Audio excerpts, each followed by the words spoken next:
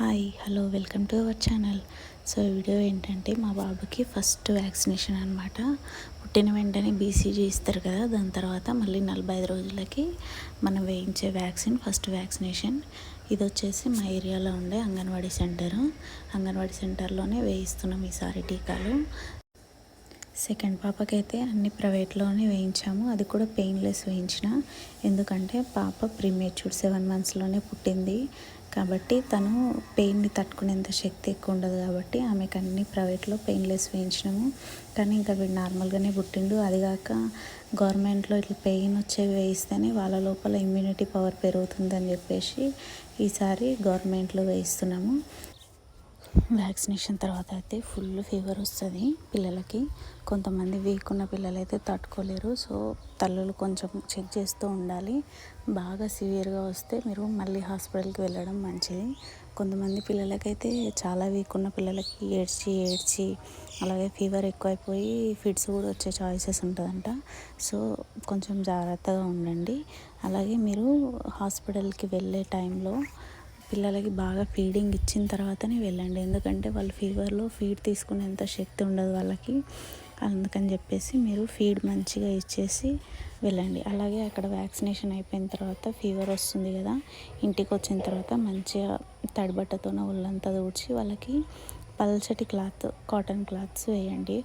అలాగే పల్చటి కాటన్ క్లాత్లో ఐస్ ముక్క పెట్టేసి మెల్లిగా ఎక్కడైతే వ్యాక్సినేషన్ చేసారో అక్కడ మెల్లగా మర్దన చేస్తూ ఉండాలి. దీనివల్ల వాపు అంతా తగ్గేసి స్వెల్లింగ్ పోయి కొంచెం వాళ్ళకి పెయిన్ నుంచి రిలీఫ్ అనేది వస్తూ ఉంటుంది. ఇది 2 hours ఒకసారి లేదంటే 1 hour ఒకసారి. స్వెల్లింగ్ ఎక్కువగా ఉన్నప్పుడు 1 hour ఒకసారి పెట్టండి. కొంచెం మామూలుగానే ఉంది అన్నప్పుడు కొంచెం చూస్తూ అలా పెట్టేసేయండి. అండ్ తర్వాత ఇక్కడ మేడం అయితే సిరప్ ఇచ్చి నాకు ఎట్లా వేయాలి, ఎట్లా కేర్ తీసుకోవాలి అని చెప్పేసి అన్ని డీటెయిలింగ్గా చెప్తుంది. ఇక్కడ ఇంకొక మేడం అయితే దాని తర్వాత ఎప్పుడు వ్యాక్సినేషన్ ఉంది, మళ్ళీ ఈ సెకండ్ వ్యాక్సినేషన్ ఎప్పుడు రావాలని చెప్పేసి డేట్ అవన్నీ ఫిలప్ చేస్తూ ఉన్నారు. నేను ఆఫ్టర్ వ్యాక్సినేషను నేనైతే ఇంటికి వచ్చిన తర్వాత మా బాబుకి ఎట్లా కేర్ తీసుకున్నా, ఏమేమి చేసినా అన్నీ మళ్ళీ ఒక వ్లాగ్ చేద్దాం అనుకున్నా. బట్ ఇంటికి వచ్చిన తర్వాత వితిన్ 1 hourలోనే ఫుల్ ఫీవర్ వచ్చేసింది. అంటే కొంచెం వీక్ ఉన్న పిల్లలకి అట్లానే వస్తుందంట. ఫీవర్ రాగానే ఇంకా వాడు బాగా అసలు ఏడుపు కంటిన్యూస్లీ వస్తుంది. అసలు ఫీడ్ తీసుకోవట్లేడు.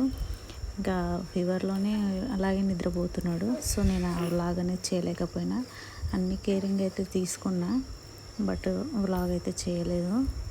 సో మీరైతే ఈ మిస్టేక్ చేయకండి. వెళ్ళేటప్పుడే మంచిగా ఫీడింగ్ ఇచ్చి వెళ్ళండి.